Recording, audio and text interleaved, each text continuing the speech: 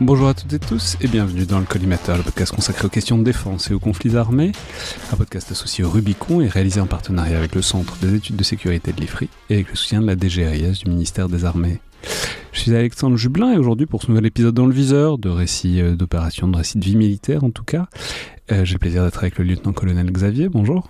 Bonjour. Alors je ne l'ai pas dit mais c'est un épisode qui est en partenariat à l'école de guerre où vous êtes gendarme, alors j'ai un grand plaisir parce qu'on n'a pas tant que ça des gendarmes de l'école de guerre, et pour nous raconter aujourd'hui un épisode, alors on va parler de tout un tas de choses, mais qui commence assez récemment dans un endroit dont on a beaucoup parlé, mais pas tellement sous l'angle de la gendarmerie et de ce que vous y faisiez, c'est-à-dire l'Ukraine, puisque si j'ai bien compris, vous étiez en Ukraine au moment où ça a pété en 2022. Alors qu'est-ce que vous faisiez là-bas exactement ? Alors, avant de commencer à raconter l'histoire, je vais me repositionner un petit peu. Donc, j'étais à l'époque chef de la force sécurité-protection du groupe d'intervention de la gendarmerie nationale, qui a récemment fêté ses 50 ans il y a jeudi dernier. Alors donc c'est mi-juin, quoi. Exactement. Donc le 13 juin, pour être très exact. À ce titre, cette force vient en appui d'un certain nombre de ministères ou de services, entre autres le ministère des Affaires étrangères, qui est un de nos grands employeurs, qui se tourne régulièrement vers nous pour soit assurer des missions de protection à l'étranger, soit pour qu'on le conseille et l'appuie. Il se trouve que, on va dire que première ou deuxième semaine de février 2022, nous avons été missionnés par la direction de la sécurité diplomatique, elle-même sollicitée par le cabinet des Affaires étrangères, afin d'être projeté sur l'ambassade de France à Kiev, en Ukraine, pour appuyer le poste et le conseiller en matière de gestion de crise et de préparation à une dégradation de la situation. Et donc là, vous arrivez parce qu'on sent que ça va chauffer, il n'y a pas... Est-ce que vous rejoignez des gendarmes qui étaient déjà sur place ou est-ce que c'est vraiment on vous déploie quand ça va chauffer Non, alors il y a sur place, c'est une ambassade gendarmerie, donc il y a des ambassades police et gendarmerie, c'est-à-dire que les effectifs qui assurent la sécurité quotidienne de cette ambassade sont armés par la gendarmerie actuellement, donc c'est des gardes de sécurité diplomatique et donc il y a 3 gendarmes qui sont à l'ambassade en qualité de garde de sécurité diplomatique, mais qui sont les gens qui sont à l'entrée, qui s'assurent des contrôles à l'entrée, à la sortie, de la surveillance périmétrique. Moi, je suis vraiment projeté en tant qu'expert pour conseiller le poste, et l'ambassadeur est le premier conseiller sur les domaines de résilience, de préparation à la gestion de crise, d'anticipation. Sous 3 gendarmes, ça fait un peu léger quand il y a toute l'armée russe qui est censée arriver prochainement, quoi. Effectivement. Ils n'ont pas pour mission d'empêcher les Russes de rentrer dans l'ambassade, je vous rassure. Non, ils ont une mission qui est... Enfin, il faut bien imaginer que l'Ukraine, avant le 24 février 2022, n'est pas considéré comme un poste à risque, n'est pas considéré comme un poste en crise. C'est-à-dire qu'y compris les agents des affaires étrangères qui sont déployés là-bas le sont en famille.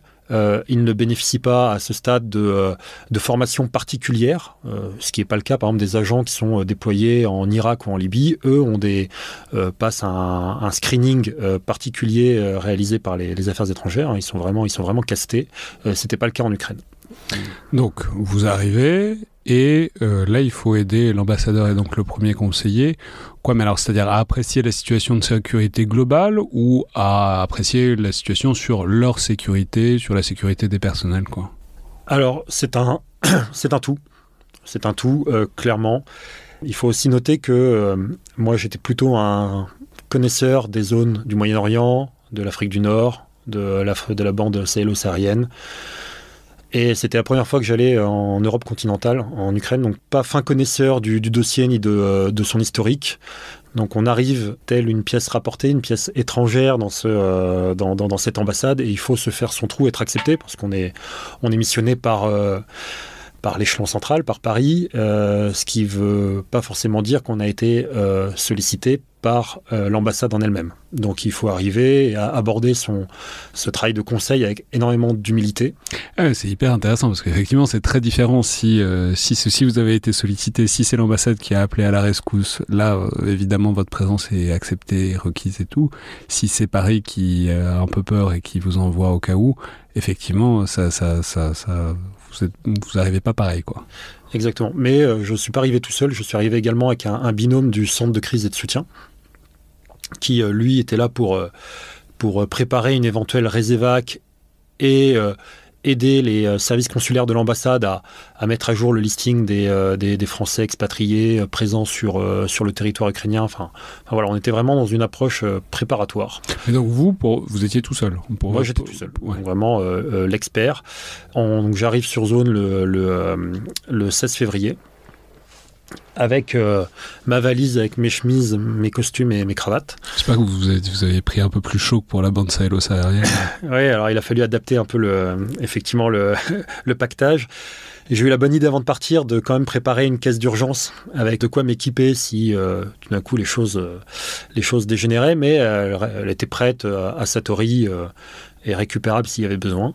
Et donc j'arrive là-bas essentiellement pour faire ce travail de conseil, vérifier que donc c'est à la fois un travail des aspects logistiques. Donc il faut faire le tour du propriétaire, faire le tour des caméras, vérifier qu'on a les stocks de nourriture, d'eau, mais ça va plus loin que ça, c'est-à-dire essayer d'identifier également les failles, les faiblesses du dispositif.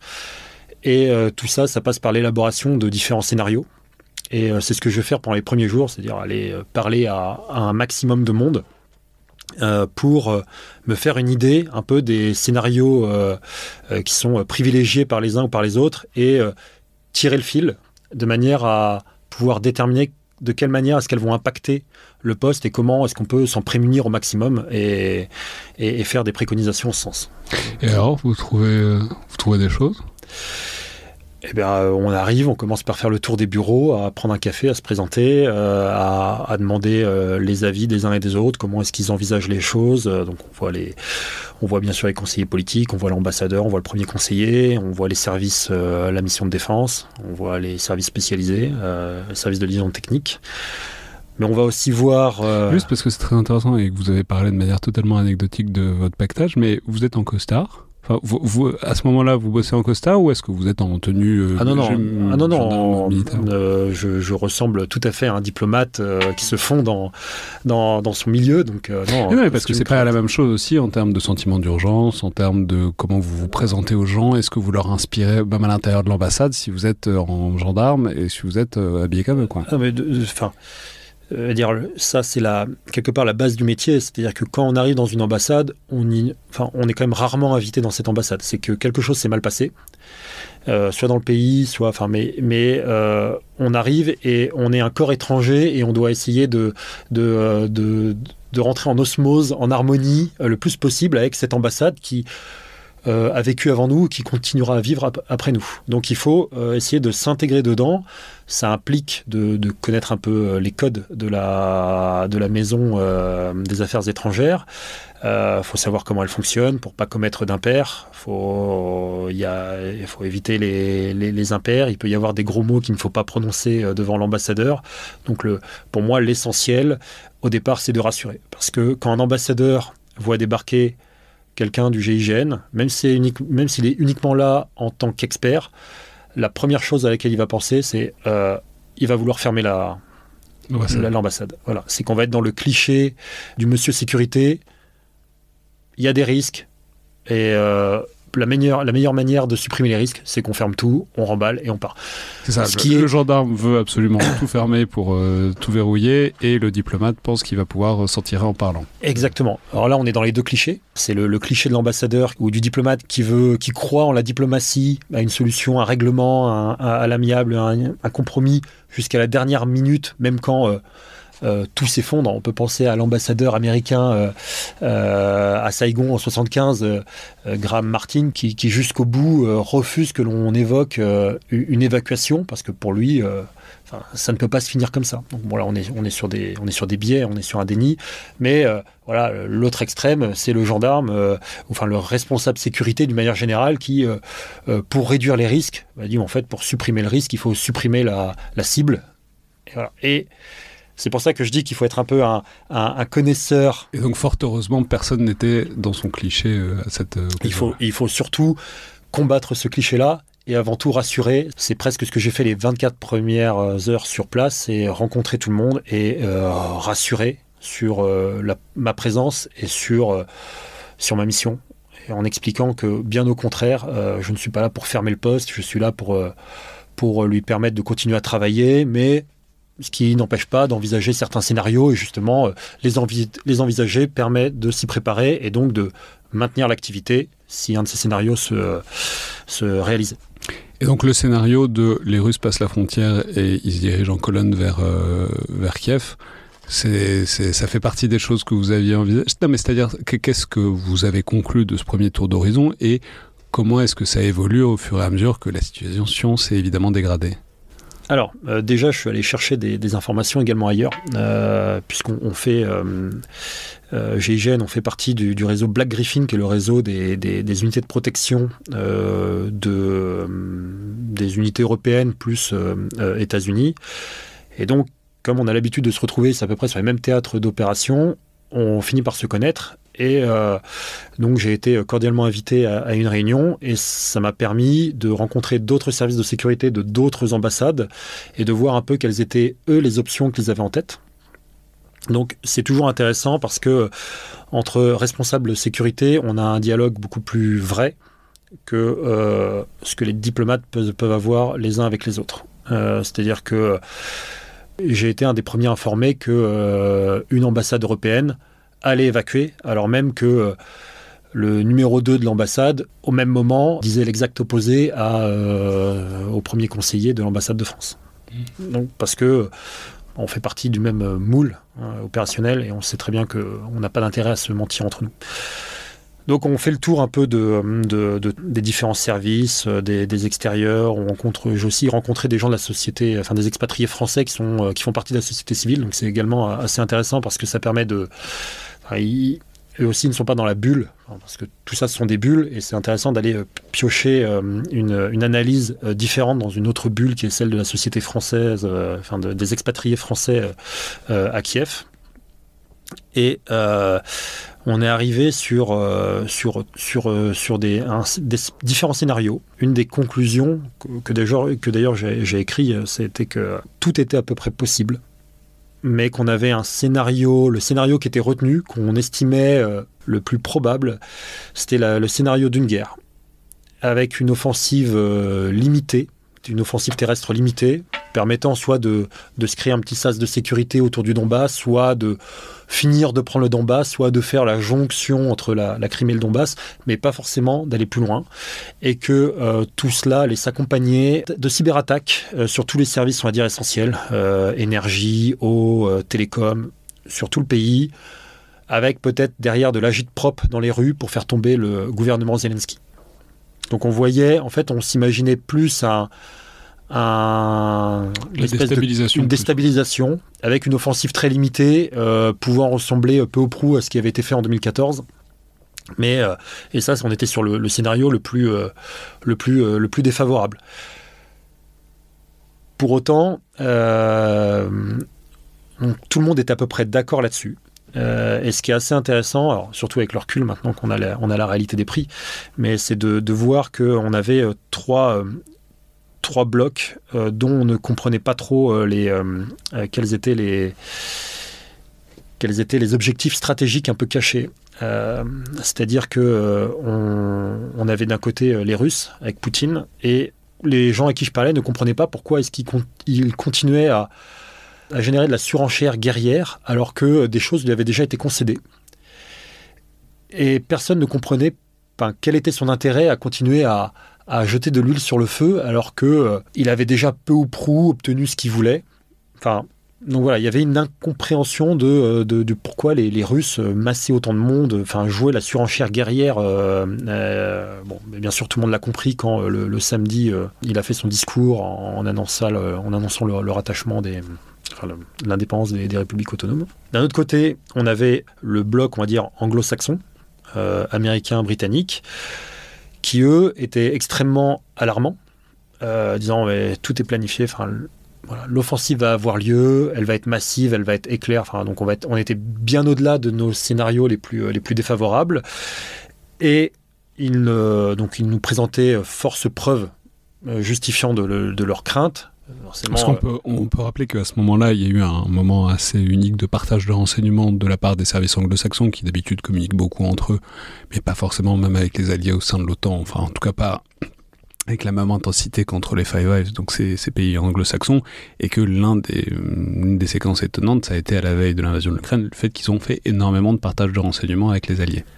Exactement, qui avait déjà un peu commencé déjà quelques jours avant l'offensive. Et ils invitaient les ambassades, les représentations des pays membres de l'Union européenne à quitter l'Ukraine pour s'installer en Pologne, ou à minima à rallier Lviv, donc sur la frontière ouest, proche à environ 1 heure de route de la Pologne. Donc voilà, donc à quitter la capitale. Et cet appel, on va dire collectif, se doublait derrière aussi de démarches individuelles, en bilatéral, auprès de chaque ambassade pour les inciter à partir. Et forcément, le troisième bloc, c'est le bloc européen. Faut se remettre dans le contexte de la PFUE à l'époque, avec la France qui est la présidence de l'Union européenne. Et la France s'attache à maintenir une position européenne commune sur le sujet. Donc, elle voit ces tentatives de briser le bloc européen comme une tentative de fragiliser la France et de fragiliser la posture européenne au profit d'une vision beaucoup plus guerrière anglo-saxonne de la problématique ukrainienne et russe. Donc pas de question de partir, pas de question de prendre... Non, et en fait tout ça vient biaiser les cartes, et on ne comprend pas non plus pourquoi les Américains, les anglo-saxons, surjouent. En tout cas, à l'époque, on l'interprète comme ça. Ce partage d'informations, etc. Tout le monde, comme je le disais tout à l'heure, se souvient de 2003, de Colin Powell et des fausses preuves de la présence des armes de destruction massive en Irak. Et tout le monde se dit qu'on est à peu près... là aussi, il y a de la manipulation. Et donc on dit, bon, que veulent les Russes? On ne le sait pas trop. Que veulent les Américains? On ne le sait pas trop. On a également les Ukrainiens, en tout cas, qui eux sont plutôt calmes. Enfin, moi, quand j'arrive à Kiev le 16 février, on est dans une ville qui vit normalement, comme Paris aujourd'hui. Voilà, les gens sont en terrasse, ça sort, ça fait la fête. Enfin, ça vit vraiment normalement. En terrasse le 16 février, il faut être courageux. Les Ukrainiens ont prouvé leur courage depuis, mais en tout cas, il y a du monde au bar et sur les terrasses quand il y en a. Et pareil, donc on a les Ukrainiens qui eux jouent l'apaisement, tout en se disant qu'il y a peut-être moyen de tirer profit de tout ça en termes d'aide occidentale. Et à l'époque, on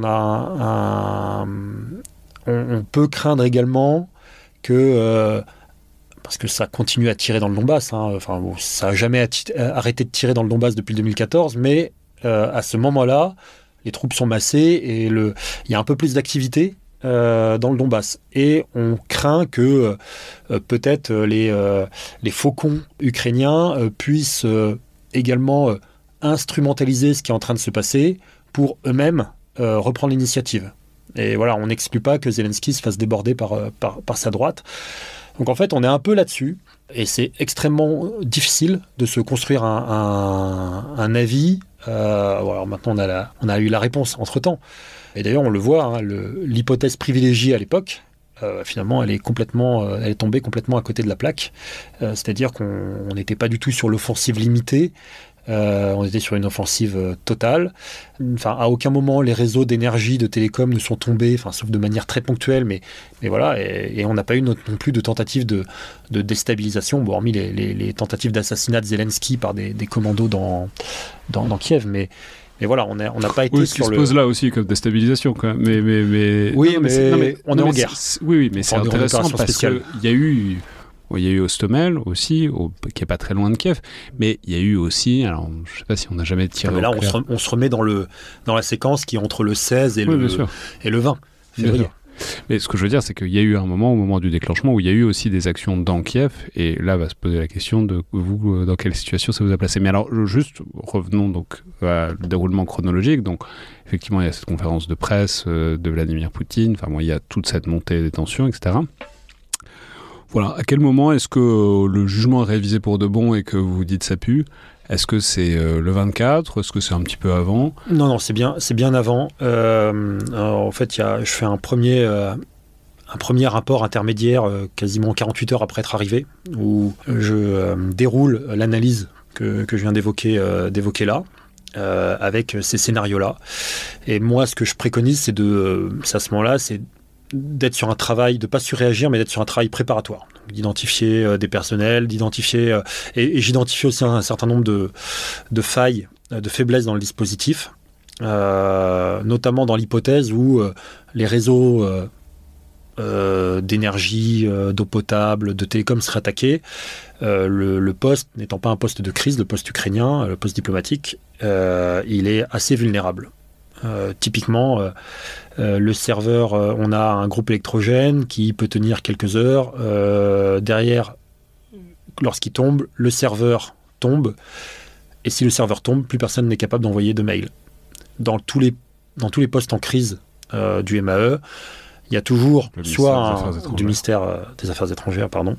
On a toujours soit un clone du serveur qui est à Paris, soit il est complètement déporté à Paris. Ce qui fait que ce qui se passe sur le territoire ne l'impacte pas et l'ambassadeur ou les agents, même en itinérance dégradée, peuvent continuer à communiquer. Là, ce qui n'était pas le cas. Donc voilà, il y a plein de... ça fait partie des faiblesses que l'on identifie. Plus on fait l'inventaire des où est-ce que sont logés les agents, où est-ce qu'on les loge si tout d'un coup ça se dégrade, où est-ce qu'on les regroupe. Enfin voilà, il y a tout ce il faut y aller les chercher aux quatre coins de Kiev si jamais les choses se précipitent, quoi. Voilà. Bon, et après, encore une fois, avec qui, avec quoi. Donc il y a comment transformer ces grandes idées ou ces grands concepts en choses réalisables avec les moyens du bord, puisqu'on n'a pas le temps d'acheter quoi que ce soit ou très peu. Donc voilà, donc les démarches vont là-dessus. Les premières préconisations que je fais sont plutôt adressées aux affaires étrangères et sont il y a des choses traditionnels, le stock d'eau, le stock de nourriture, le stock de piles, de lampes, de duvets, ce genre de choses. Puis après, il y a des choses qui sont un peu plus exotiques, comme les groupes électrogènes, louer des véhicules pour augmenter la capacité de manœuvre du poste, louer des toilettes chimiques à mettre à l'intérieur, parce que qui dit plus d'électricité, dit plus d'évacuation sanitaire, et vu que l'ambassade était identifiée comme le point de regroupement, on peut se retrouver... Pour ceux qui ont entendu parler de ce qui s'est passé à la résidence de France, l'ambassade de France à Kaboul, à un moment, la situation sanitaire a été extrêmement dégradée, puisque tout simplement la structure n'était plus capable d'absorber l'ensemble des déchets générés par les gens qui s'étaient réfugiés dedans. Donc voilà, et ça peut vite... Je peux rappeler qu'on en avait fait une émission avec l'ambassadeur David Martinon autour de son livre où il racontait un peu tout ça. Donc voilà, disons que moi, ma plus-value là-dedans, c'est que je ne suis pas un expert du sujet ukrainien, mais j'ai vu d'autres choses ailleurs et je peux voir un peu les liens de causalité qu'il peut y avoir et faire un peu cet effet domino en disant si ça tombe, voilà ce que ça implique et ainsi de suite, et donc dérouler derrière tout le concept de préparation. Ensuite, le deuxième volet de mes préconisations sont vis-à-vis de la gendarmerie, conditionné à la validation de la direction de la sécurité diplomatique, qui est de préparer une équipe avec du matériel, notamment permettant de renforcer la résilience du poste, donc avec notamment des moyens de transmission durcis, satellitaires, des moyens sanitaires, donc en fait plutôt un volet plus orienté soutien et appui que réellement protection physique des personnes. Voilà, ça commence à partir là-dessus, et puis au fur et à mesure que la situation se détériore, moi je change un peu mon fusil d'épaule, et moi qui étais avant plutôt favorable à une position d'attente et de préparation, je commence à préconiser de déployer une équipe en avance de phase, au cas où, notamment parce que, là aussi c'est un peu l'expérience, mais dès qu'une situation se déclenche dans un pays, généralement le premier mort, c'est l'espace aérien, et le deuxième, ce sont toutes les frontières, d'une manière ou d'une autre. Et on finit ainsi un peu par se dire que finalement, si on se déclenche après coup, tout simplement, on restera bloqué à la frontière. Donc on fait le pari de se projeter un peu en avance de phase, une équipe réduite. Donc là, vous faites venir une équipe, c'est une équipe de collègues à vous, c'est une équipe c'est une équipe de gens avec qui vous avez l'habitude de bosser, ou c'est... On avait à peu près, c'est une équipe de 7 qui est venue. 4 de la force sécurité protection, donc des opérationnels qui étaient sous mon commandement, et ensuite on avait des personnels, des techniciens, des spécialistes, donc on avait un médecin, on avait un transmetteur et on avait ce qu'on appelle un moyen spéciaux qui est un espèce de MacGyver. Donc l'idée, c'était d'avoir des gens capables de travailler sur la résilience du poste et de le maintenir, parce que c'est ça avant tout, c'est là notre plus-value, c'est de permettre à l'ambassade, aux diplomates de continuer à travailler, y compris en environnement dégradé. Et donc Et eux, ils arrivent quand ? Ils arrivent le 23 vers 21h. Ils ont roulé 30 heures sans dormir, juste en se relayant. Ils ne sont pas venus en avion. Non, parce que les problématiques, d'autres avaient un peu tout misé par la projection par l'avion. Moi, j'ai voyé plus d'avantages à être projeté par la route, dans le sens où on n'est pas soumis aux contraintes IATA, donc les contraintes liées au transport de matières dangereuses. Et Dieu sait que quand on se balade, on a quand même un certain nombre de matières dangereuses, ne serait-ce que les batteries au lithium, entre autres. Oui, c'est-à-dire prendre un vol commercial avec tous les flingues et tout le reste, voilà. ça risquait de sonner un peu dans le portique. Voilà. Quoi. Un vol militaire n'était pas envisageable dans ce scénario-là. Et une fois que le conflit serait déclenché, de toute façon, plus aucun avion ne survolerait l'Ukraine, en tout cas d'avions amis. Et puis surtout, ça permettait du coup d'emmener beaucoup plus de matériel, d'emmener avec nous également les moyens pour notre propre mobilité. Donc on arrivait avec des véhicules déjà équipés. Vous roulez en quoi ? Parce que je sais que la gendarmerie, vous pouvez avoir des moyens aussi très blindés, etc. Mais venir depuis Paris, ça je sais pas. Eh bien, on a fait le choix d'avoir à la fois un camion d'allègement, donc un master qu'on a rempli.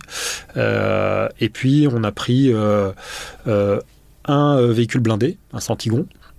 On a pris un véhicule, une espèce de Charan, 7 places, donc bien avec un moteur vitaminé.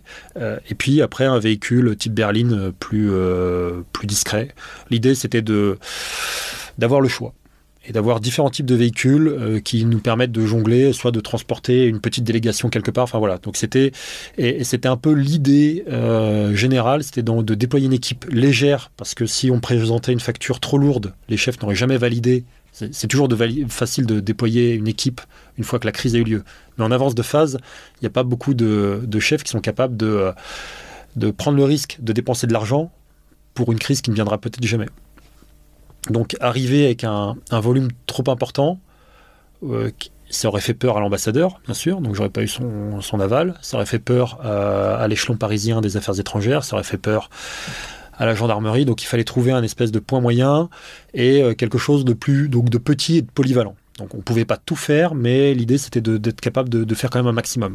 Donc petit convoi, 4 véhicules, ils se relaient, etc. Ils arrivent, au bout de 30 heures de route, ils se disent qu'ils vont pouvoir dormir. Exactement. Et là, c'est le 24 février. Et là, c'est le 24 février. À 4 heures du matin, on est réveillé par les bombes. Donc, c'est un peu... C'est pas le genre de réveil qu'on aime vivre au quotidien. Il y a quelque chose d'un peu... Vous aviez tous déjà vécu ça ? Enfin, vous, apparemment, oui. Mais se faire réveiller par des... Oui, les gens de la Force Sécurité Protection sont des gens qui ne sont déployés à peu près 2 à 3 fois par an dans des pays en crise. Donc entendre des tirs, entendre des choses exploser, sans être forcément directement visé, mais ça arrive très régulièrement. Enfin, quand vous êtes parce qu'on ne le prend pas personnellement que ça fait pas mal. Voilà. Bon, on peut. D'ailleurs, c'est arrivé. Hein, notre hôtel en Libye a déjà servi à plusieurs reprises de tirs avec des projectiles divers et variés qui ont fini dans la façade ou dans nos. Enfin bref. Donc oui, rien de surprenant pour les gens de la FSP, peut-être un peu moins vrai pour le médecin, le transmetteur, etc., qui sont plutôt des spécialistes qui ont l'habitude de travailler avec la force intervention, donc dans un environnement lié au territoire national, avec un environnement, on va dire, de crise, mais plus maîtrisé. Et les personnels diplo, parce que eux, donc vous l'avez dit, ils n'étaient pas sélectionnés pour leur capacité à être en zone de crise, puisque ça n'en était pas une. C'est-à-dire comment vous gérez l'ambiance qui, j'imagine, change rapidement au sein de l'ambassade. Alors il y a une chose qui a été cruciale, c'est que le poste avec la validation donc de l'échelon parisien, a fait rentrer les familles peut-être dès le 22. Donc, ce qui déjà a permis de soulager énormément. Plus, ils ont profité des vacances pour fermer le lycée français, ce qui a aussi ce qui a permis de réduire, on va dire, la facture d'expatriés français présents sur le territoire au moment de la crise, même si on a eu des surprises avec un petit delta entre les expatriés réellement inscrits et puis ceux réellement présents. Mais ça, c'est plus le problème du centre de crise et de soutien. Donc, il y a moins de contingences parallèles, disons, il y a moins de familles, il y a moins de problèmes. On était quand même nombreux, hein. C'est-à-dire qu'on s'est retrouvés à quasiment 50 coincés dans l'ambassade. On n'avait pas eu le temps certaines choses avaient pu être faites, typiquement les toilettes, les toilettes chimiques, on n'avait plus les louer. Alors, c'est un détail, mais ça nous a sauvé la mise sur la fin. Des choses avaient été achetées au niveau nourriture, en termes de duvet, etc. Mais tout n'avait pas pu être fait. Et donc on s'est retrouvés tous enfermés dans l'ambassade, donc environ une petite cinquantaine de personnes, effectivement, qui la plupart n'avaient rien vu venir. On était également présents ce qu'on appelle les ADL, les agents de droit local, qui sont les employés de l'ambassade, les employés ukrainiens, qui se sont retrouvés également coincés là-dedans sans comprendre ce qui est en train de se passer. Enfin, j'ai vraiment eu le sentiment, moi, d'un effet de surprise, en tout cas pour la société civile ukrainienne, un effet de surprise totale. La capitale s'est vidée en quelques heures. Tout le monde s'est jeté sur les routes pour quitter la ville.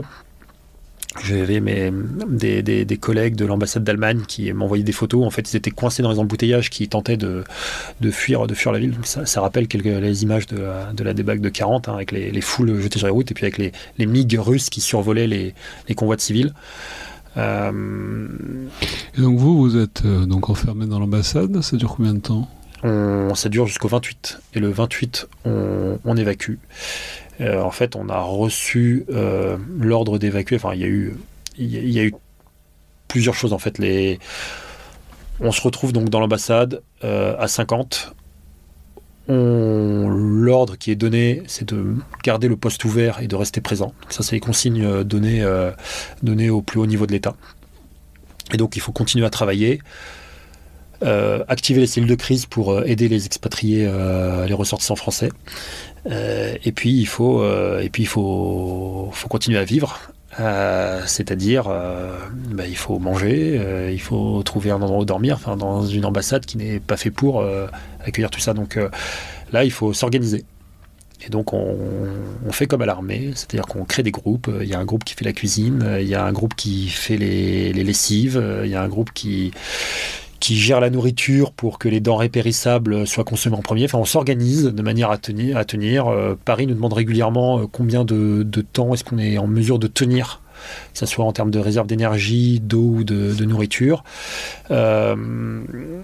On vient en aide aux quelques Français qui sont coincés dans Kiev.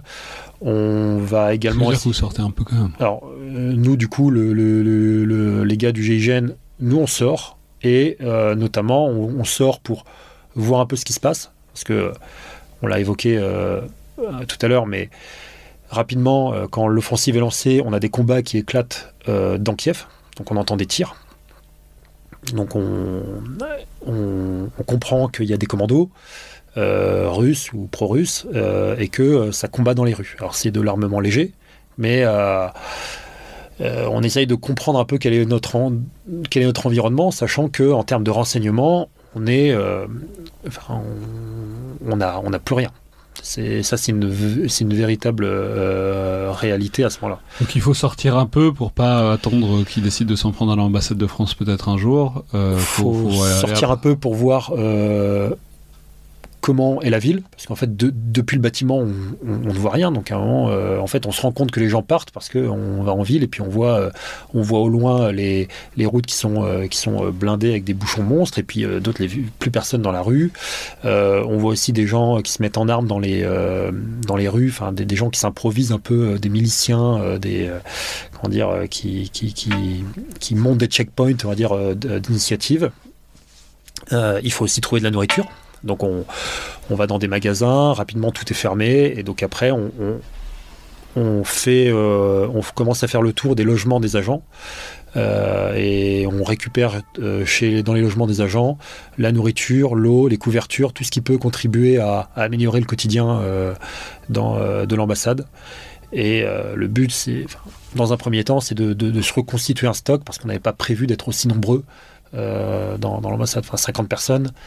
50 personnes pendant 4 jours, ça fait beaucoup. Surtout qu'on finit par on finit par accueillir les Belges. Donc l'ambassadeur belge et une partie de son équipe. Enfin, le chiffre va en augmentant au fur et à mesure des jours. Les réserves finalement elles vont en diminuant, mais on arrive à les reconstituer. Donc on se maintient. Vous faites un peu les chasseurs-cueilleurs qui vont pour entre autres la tribu. Et puis donc ça c'est la crise. Enfin dans les crises, il y a toujours un peu trois lignes d'opération à suivre un peu en parallèle. Il y a l'urgence immédiate, donc là, manger, boire, avoir chaud, dormir. Il y a préparer le lendemain, pour avoir un peu de perspective. Et puis ensuite, il y a la sortie de crise. C'est un moment comment est-ce que je sors de cette ornière. Et donc, il faut travailler un peu sur les 3 lignes d'opération en même temps, puisqu'on ne peut pas juste être focalisé sur l'immédiateté. Il faut aussi planifier la suite. Et donc là, vous n'avez pas de consigne de Paris immédiate d'évacuer. La consigne, elle finit par tomber le 28. La consigne, en fait, elle tombe une première fois le 27. En fait, ce qui était initialement prévu, c'était une évacuation partielle de l'ambassade. C'est-à-dire qu'elle ne devait pas être fermée, mais on devait la vider. Et donc, on devait faire une mission aller-retour et de dépose à la frontière d'un maximum de personnel. Et ensuite revenir pour rester sur un noyau dur dans Kiev. Et cette mission, elle est planifiée et un certain nombre de pays ou d'ONG nous contactent pour se mettre un peu sous notre parapluie parce que tout le monde n'a pas les moyens d'organiser ce type de choses et pour faire un plus gros convoi. Finalement, cette évacuation qui devait avoir lieu le 28 matin est annulée le 27 vers minuit. La décision d'évacuation est prise au Conseil de défense qui a lieu le 28 en fin de matinée, comme il a lieu à chaque fois. Et à l'issue de ce Conseil de défense, on reçoit l'ordre d'évacuer. On a carte blanche sur la manière ou sur le moment, mais il faut tout évacuer. Donc là, c'est pareil, c'est pas tout à fait la même chose parce qu'entre une évacuation partielle où le poste doit continuer à tourner, c'est-à-dire avec toutes les communications, tous les serveurs, et puis une évacuation totale où on doit tout détruire ou tout emporter, c'est quand même pas la même histoire et c'est pas la même préparation.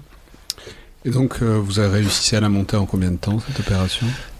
Alors, on reçoit l'ordre d'évacuer à 14h, 14h30, et in fine, on quittera l'ambassade vers 17h45. Ce qui nous a... La broyeuse a bien chauffé entre les deux. Oui, pas que, parce que on a tous les tonneaux. Alors pareil, on avait acheté des tonneaux entre le 16 et le 24. On avait acheté des tonneaux qui ont du coup servi les barils de pétrole là, qui ont servi à brûler les documents et on a brûlé des tonnes et des tonnes de documents. Ça a tourné, on se relayait jour et nuit pour tout détruire parce que les broyeuses pouvaient pas tout absorber. Et donc, ce qui nous permet de nous réarticuler, c'est que finalement, la fameuse ligne d'opération de sortie de crise qu'on avait commencé à travailler dès le 24, en fait, elle est mûre. Elle est mûre, ce qui nous permet d'être réactifs. Donc, entre 14h30 et 17h30, on monte le convoi. On réunit tous les gens que l'on évacue. Donc, on se retrouve avec les Belges, mais également les Japonais, avec les Polonais et les Italiens. Donc ça fait un convoi à quasiment... on est à 42 véhicules, 110 personnes à peu près, dont une femme enceinte qui a quelques jours du terme, dont quelques enfants, une majorité de civils. Moi je rappelle, nous on n'est que 8 du GIGN pour encadrer tout ça. Alors bien sûr il y a les gens les militaires de la mission de défense, etc. qui donnent un vrai coup de main. Mais c'est quand même très dégradé. Et donc vous partez évidemment par la route. Là, ça s'est à peu près dégagé à ce moment-là. Alors, on avait Donc pendant tout ce travail préparatoire, on avait identifié plusieurs choses. Donc comme je disais, on avait du mal à avoir du renseignement. Finalement, le renseignement le plus fiable à l'époque, c'était Instagram et TikTok. C'était clairement là-dessus qu'on pouvait savoir à l'instant T où étaient les Russes. C'est sûrement moins vrai aujourd'hui, hein, mais à l'époque, l'offensive allait trop vite pour que les différents services de Rance suivent, du moins avec une précision qui nous intéressait. On avait vu que les combats avaient surtout lieu la nuit.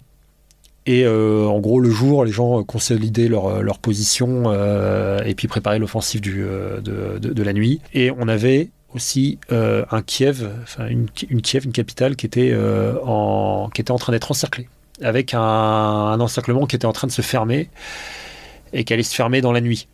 C'était comme ça qu'on l'envisageait, avec l'information qu'on avait à l'époque, c'est qu'en plus on avait un ultimatum de Poutine, considérant que les gens qui resteraient dans Kiev après, à l'issue de cet ultimatum qui terminait le 29 matin, en gros, seraient considérés comme des combattants et traités comme tels. Et on sait de quelle manière les Russes traitent une ville en état de siège. Donc la question, c'est de savoir, est-ce qu'on attendait le passage de la nuit et donc des combats pour tenter une sortie le lendemain matin quand a priori c'est plus calme, au risque de se retrouver enfermé, ou alors est-ce qu'on tentait notre chance dès maintenant pour sortir de la nasse avant la tombée de la nuit? Et la décision est prise de sortir de la nasse avant la tombée de la nuit. Donc on rappelle tout le monde. Donc là c'est quand même assez compliqué, hein. Comme je disais, il y a 5 nationalités, il y a les ambassadeurs, il y a beaucoup de civils, mais majorité civile, il y a des enfants, il y a des gens qui arrivent avec des voitures qui n'ont pas assez d'essence, etc. Il faut savoir qu'à ce moment-là, il n'y a plus d'essence dans les stations, donc il faut qu'on soit avec un seul plein, capable de faire un bond jusqu'à la sortie du pays. Donc on n'a pas 36 choix en fait, il faut taper la Moldavie. Donc ce qui paraît ici contraint, et il faut essayer de passer, de sortir de Kiev sans passer par les lignes russes, on risque de se faire intercepter, et sans trop savoir non plus où sont les Ukrainiens, parce qu'on est encore dans cette phase de flou où on ne sait pas trop si la résistance ukrainienne, enfin l'armée ukrainienne est réellement en phase de combat, ou si elle est juste en train de se faire réduire petit à petit par la Russie. Donc on fait le choix de partir. On part à 42 véhicules. On a pris les meilleurs véhicules sur les 110 et quelques qu'on avait. Bon, il y en a un qui nous lâche au bout de 50 mètres, donc déjà ça commence bien. On est obligé de faire un transfert et on mettra quasiment 6 ou 7 heures pour faire 30 km pour sortir de la ville. Et en fait, on passera entre les lignes de front et entre les tirs. Enfin, on a vu des scènes assez surréalistes. Enfin, on voyait les roquettes partir à gauche, passer au-dessus de la voiture et finir à droite. Et rapidement, en fait, on se retrouve l'itinéraire qu'on avait identifié. En fait, la ligne de front bouge. Et à un moment, on passe le dernier checkpoint ukrainien et 3 km plus loin, on tombe sur les Russes. Enfin, on serait tombé sur les Russes, donc on doit se réarticuler. Et à partir de là, c'est là où le véhicule blindé qu'on avait est extrêmement utile, parce qu'en fait, il partait tout seul en tête pour éclairer l'axe et essayer de trouver le chemin pour passer entre les gouttes. Donc voilà, il faut s'imaginer... faut s'imaginer la chose, c'est-à-dire un convoi à 110 véhicules, véhicules non blindés, civils, et là on se pose des questions un peu existentielles. C'est typiquement, est-ce que je roule tout feu éteint, ou est-ce que au contraire je mets les warnings et plein phare pour me faire bien voir, au risque d'être pris pour une cible, ou est-ce que je mets des drapeaux français, mais le drapeau français vu différemment, il peut ressembler à un drapeau russe. Donc typiquement, le véhicule de tête, le véhicule blindé qui était en tête, on avait mis un interprète dedans, sauf que c'est un interprète qui parlait russe, pas ukrainien. C'est pareil, ça a créé des grosses situations de tension sur les checkpoints sur lesquels on a pu tomber, avec là aussi des Ukrainiens qui ne savent pas qui on est, d'où est-ce qu'on arrive. Avant de partir, on avait envoyé des notes verbales. Donc les notes verbales, c'est les manières dont un État communique avec un autre État. Donc les notes verbales avaient été validées par l'Élysée et envoyées à la fois aux Russes et aux Ukrainiens, indiquant quel itinéraire on allait suivre, avec un eurodatage de nos points de passage, et plus un numéro de téléphone pour lequel appeler, de façon à déconflicter et à ce qu'on ne soit pas pris pour une cible. Bon. Oui, après on imagine assez bien que la note, elle n'est pas forcément arrivée jusqu'à tous les checkpoints, surtout étant donné l'état de tension et d'incertitude du moment. D'ailleurs, pour la petite histoire, c'est une fois arrivé en Roumanie, donc le 2 mars, que je recevrai un coup de fil de quelqu'un du ministère de la Défense russe pour me demander où est-ce qu'on était. Est-ce que ça va bien ? Voilà, est-ce que vous allez bien ? Voilà, c'est un petit peu surréaliste le coup de fil d'ailleurs, mais... Donc vous êtes passé à travers ? On est passé à travers. Mais paradoxalement, Kiev n'a jamais été vraiment complètement bouclé, complètement encerclé. Enfin, c'est-à-dire ils ont réussi quand même à briser ça. Oui, mais à cet instant-là, rien n'est moins sûr. On vient d'avoir la bataille de Stomel. Pour la bataille de Stomel, on a entendu tous les hélicoptères passer au-dessus de Kiev. Enfin, il y avait les combats étaient incessants. On avait commencé pour les jours qui ont précédé l'évacuation, c'est-à-dire qu'on entendait les combats en périphérie au nord, puis après on a commencé à les entendre au sud et puis également à l'est. Donc en fait, nous, dans l'évolution de la situation qu'on voyait au plus loin, c'est-à-dire à 7-8 km, on avait vraiment ce sentiment d'encerclement et on voyait que les combats se déportaient tout autour de la ville. Avec une problématique, c'est qu'une grande partie donc il restait l'ouest, d'ailleurs on est sorti de Kiev par l'ouest, mais déjà on n'avait pas assez d'essence pour allier la Pologne, mais c'est que surtout une grande partie des ponts avait été détruits et on n'avait pas la cartographie exacte des ponts qui étaient encore viables. Donc on n'avait pas le luxe de pouvoir tenter un passage, de se tromper, de faire demi-tour, et on ne serait jamais arrivé jusqu'en Roumanie. Donc voilà, les options... les options elles étaient assez faibles finalement quand on additionnait toutes ces contraintes. On n'avait pas le droit de se louper. Et ça vous a mis combien de temps du coup pour sortir ? On a mis 3 jours. On a mis 3 jours pour allier la Roumanie. Et ça s'est bien passé ? La femme enceinte n'a pas accouché ? Non, elle a accouché 3 jours après l'évacuation. Donc, mais on a eu de la chance parce qu'on a vraiment cru qu'on allait finir par devoir gérer un accouchement en plus du reste. Et non, il y a une nuit, donc une fois qu'on a réussi à sortir de la boucle de Kiev, on a décidé de s'arrêter, on a trouvé une école. Et on a dormi dans une école, donc là, les gens ont dormi par terre. Nous, on avait déplacé les véhicules pour les mettre un maximum sous les arbres pour pas trop marquer le rassemblement de véhicules autour du bâtiment. Ce qui aurait pu être tentant pour un missile ou c'est tout le problème, c'est qu'en fait, 40 véhicules qui roulent en convoi, en temps de guerre, ça ressemble quand même beaucoup à un convoi militaire et on peut être tenté de le taper, surtout quand il apparaît ni sur la carte des unités amies ukrainiennes, ni sur celle de l'armée russe. Donc il fallait au maximum réduire notre signature pour éviter d'avoir à gérer un surincident. Je vous imagine pas, je vous raconte pas ce que ça aurait été d'avoir à gérer en plus une frappe sur le convoi en pleine évacuation, alors que en fait on a essentiellement affaire à des civils. Il y a pareil, toutes les consignes qui étaient données, heureusement on avait assez de radios, ce qui permettait de la coordination dans le convoi, mais tout devait se faire en français puis en anglais pour les Japonais, etc. Il fallait gérer aussi toutes ces nationalités là et c'était pas forcément évident. Et du coup vous êtes donc sorti, vous êtes retourné depuis ? Oui. Parce qu'elle a rouvert l'ambassade. Oui. Alors, c'était pour vous aussi ? C'était pas moi, parce qu'entre-temps j'étais rentré elle a été réouverte le 17 avril de mémoire. Mais ce qui s'est passé, c'est que la décision a été faite d'évacuer l'ambassade, le bâtiment de Kiev, mais de ne pas faire sortir l'ambassade d'Ukraine. Et donc, j'ai parlé de la première équipe du GI qui avait été envoyée dès le 22-23 février. Mais sitôt, le 24, une deuxième équipe a été mise en alerte et s'est mise en attente à la frontière ukrainienne. Et à la première opportunité, elle est rentrée en Ukraine pour aller créer une ambassade miroir à Lviv.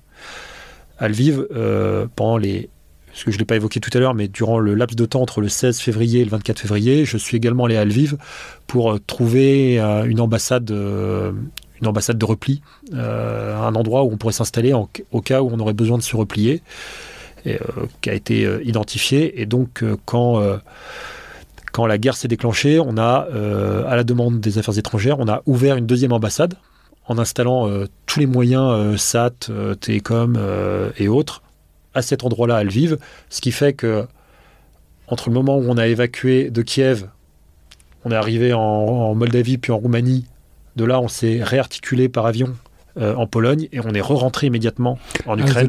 Vous n'êtes jamais repassé par Paris Non. On va prendre 2-3 jours parce qu'on est un peu fatigué. Non. Du coup, et là, on a utilisé les moyens de l'armée de l'air, les A400M, pour se redéployer donc à Rzeszów en Pologne, proche de la frontière ukrainienne, et où on a été réceptionné par la deuxième équipe qui était déjà rentrée en Ukraine depuis plusieurs jours, qui avait installé les bâtiments. Ils réceptionnent l'ambassadeur. On fait jonction avec ma première équipe et ensuite, tout moyen constitué, on repasse la frontière pour aller se réinstaller à Lviv de manière à permettre à l'ambassade de continuer à travailler, à la coopération et à l'aide de la France. Et finalement, le 17 avril, on réenverra une équipe depuis Lviv à Kiev pour réouvrir l'ambassade et permettre à la mission française de se réinstaller dans la capitale. Et pour vous, ça se termine quand ? Pour moi, ça se finit le 22 ou le 23 mars. C'est fini, c'est-à-dire que je quitte le territoire, mais je reviens immédiatement en France pour reprendre ma place de chef de la force sécurité protection et travailler à la planification et à la suite, parce que derrière, déjà il y a toutes les autres missions, hein, c'est-à-dire qu'on a le GIGN, on avait à peu près 15 équipes de déployées dans 13 pays différents, donc il y a déjà, ça c'est le socle de base à traiter, à gérer au quotidien. Donc chaque pays avec ses problématiques différentes. Et puis, vu qu'on était les seuls, je vais dire militaires, ou enfin en tout cas présents en Ukraine à ce moment-là, en gros, on devient quasiment... on devient indispensable, c'est-à-dire que quand derrière il faut envoyer des gens pour aller des experts pour aller faire de la police technique et scientifique sur les sites comme Boutcha, c'est nous qui encadrons. Quand on commence à avoir des voyages officiels, on encadre également. Enfin, en fait, on prend une place et il y a toutes ces missions-là à coordonner pour la suite. Et vous diriez que ça a été... parce qu'en même temps, c'est un peu votre spécialité, quoi, les endroits où ça va pas. C'est notre raison d'être. Oui, c'est ça. Mais vous diriez que... Mais non, mais parce que c'est un conflit hors norme, c'est une guerre sur le sol européen, donc ça nous paraît, et ça l'est, incroyablement disproportionné, étonnant, etc. Pour vous, à l'échelle de ce que vous avez fait, c'est-à-dire des évacuations, de votre métier, de vos savoir-faire, est-ce que c'était aussi hors norme que ça ? Ou est-ce que dans le fond, ça reste les cœurs de métier et en fait, si vous êtes là, c'est toujours que ça va vraiment pas, quoi ? Non, on est complètement dans le corps de métier. En fait, après, chaque pays est différent, donc on travaille pas de la même manière en Irak, en Libye ou en Ukraine. Chaque crise est différente, elle a son identité propre. Celle-là, elle avait son identité propre et elle était marquée par le fait qu'on avait quand même un gros déséquilibre entre déjà les effectifs GIGN présents et le nombre de personnes à gérer, et également par rapport au type d'adversaire qu'on avait en face. Enfin, il n'était pas envisageable qu'on commence à tirer sur des Russes. Enfin, je veux dire, ça n'aurait pas eu de sens. On n'était que 8. On ne fait pas la guerre à 8 contre l'armée russe. Donc, c'était plus une gestion de crise, notamment une gestion de l'humain, parce qu'on n'en a pas parlé, mais il a fallu ces 50 et quelques personnes qui sont ensuite devenues 110 personnes, les femmes enceintes. Il a fallu gérer tout ça, avec des crises de nerfs, donc ça a été compliqué de gérer tout ça. Mais typiquement, cette crise-là n'a rien eu à voir avec le Soudan, où le Soudan, on part sur un pays où là, on fait face à des milices, ou des proto-milices, et là, on part et on fait le coup de feu. On fait le coup de feu, mais on part en nombre, en force, en réaction. Donc on dimensionne et on s'équipe par rapport à la menace, qui n'était pas le cas de l'Ukraine. On a fait avec ce qui était sur place. Voilà, ou même encore Haïti récemment. Voilà, c'est C'est-à-dire quand il a fallu faire cette opération d'évacuation au Soudan, c'était très clairement, on ne peut pas contrôler, on ne peut pas gérer le risque et l'aléatoire des gens qu'on a face à nous. Donc il faut qu'on soit capable d'être les plus forts, au moins localement, pour se frayer un passage, se dégager un passage. Exactement. Ouais. Donc la démarche et donc la préparation, la prise de risque n'est pas la même. C'est-à-dire que moi, sur l'Ukraine, je considère qu'on a eu énormément de chance, parce qu'on aurait pu... je me dis toujours, la roquette qui nous est passée au-dessus, elle nous serait tombée dessus. Tout ça aurait... je pense qu'à 8, on n'aurait pas été capable de gérer sans doute les 110 personnes, les 5 nationalités, plus des morts et des blessés dedans. Est-ce qu'à un moment, vous êtes vu... mort toujours plus loin, mais prisonnier. Est-ce qu'il y a un moment où vous vous êtes dit... là, on tombe sur un checkpoint avec des Russes, on va pas se mettre évidemment à les prendre d'assaut, donc aussi bien on va passer un petit peu de temps du côté de la Russie. Alors pas prisonnier parce qu'on s'imaginait pas ça. Alors on s'est imaginé plusieurs scénarios. Déjà dans Kiev, faut bien s'imaginer que du 24 au 28, il y avait plus âmes qui vivent autour de l'ambassade. On entendait des tirs à 700 mètres, 1 km 2 autour, et puis après, en banlieue, 5-6 km au-delà autour de l'ambassade. Là, on avait des combats lourds, on entendait des armes lourdes, des explosions, etc. Mais à un moment, on s'est dit, on a vu les quelques gardes de sécurité, les plantons ukrainiens qui sont devant l'ambassade française habituellement. À un moment, ils ont disparu. Et en fait, vu qu'on avait du mal, on voyait qu'il y a des combats et que les combats dans Kiev se déplaçaient. On s'est dit, on va voir arriver une estafette russe devant l'ambassade. Ils vont venir frapper. Et là, du coup, pareil, quels sont les scénarios possibles ? Qu'est-ce qui va se passer ? Donc là, il faut à la fois rassurer. C'est-à-dire qu'il y avait des craintes. Il y a des craintes qui ont été verbalisées. Ils vont violer les femmes. Voilà, nous on n'était pas là-dessus, mais moi mon avis était qu'ils allaient tenter d'humilier la France. Donc typiquement, il fallait pas que ce soit l'ambassadeur qui aille au contact de peut-être l'officier russe qui allait se présenter, et il fallait limiter au maximum le risque qu'on soit instrumentalisé afin d'humilier la France. Il fallait également qu'on protège les agents de droit local ukrainiens qui étaient dans l'ambassade. Donc voilà, on a travaillé sur des scénarios. Typiquement, si les Russes s'étaient présentés à l'ambassade, il était prévu que moi j'aille au contact et que je fasse l'estafette pour négocier les termes de notre sortie dans des conditions acceptables. Donc pas décisionnaire, mais en tout cas que si quelqu'un devait se faire qu'on n'envoie pas l'ambassadeur à la porte. Exactement. Fallait mieux que ce soit moi qui se fasse humilier plutôt que l'ambassadeur ou un haut diplomate. De la manière qu'on a évacué l'ambassade, on a tenu à le faire dans des conditions propres, c'est-à-dire à baisser le drapeau. Donc on a retiré le drapeau, on a retiré tous les symboles de la République, les Mariannes, le portrait du président, parce qu'on ne voulait pas que, si jamais nos locaux étaient investis une fois notre départ, que ça devienne le décor d'une vidéo de soldats. Voilà, et qu'on puisse donner l'impression que les Français ont fui en abandonnant tout. Il fallait donner une certaine impression d'ordre, voilà, de départ en bon ordre et pas de fuite. Donc il y a eu ces scénarios-là, et après sur la partie de l'évacuation, donc par voie routière, il y avait l'hypothèse qu'on tombe sur les lignes russes. L'idée, c'était que si jamais on se faisait tirer dessus, c'était de ne pas forcément rentrer dans une logique de répondre au feu par le feu, au risque de l'alimenter. De toute façon, on aurait perdu à ce petit jeu-là et on ne pouvait pas jouer avec le nombre de civils qu'on avait avec nous, et partir au principe qu'on était sur une méprise. Et donc, d'une manière, faire comprendre avec un drapeau blanc, etc., qu'on n'était pas là pour combattre. Mais l'idée, la priorité, c'était quand même de sortir ces 110 personnes du chaudron dans lequel on était. Merci beaucoup, colonel Xavier. Avec plaisir.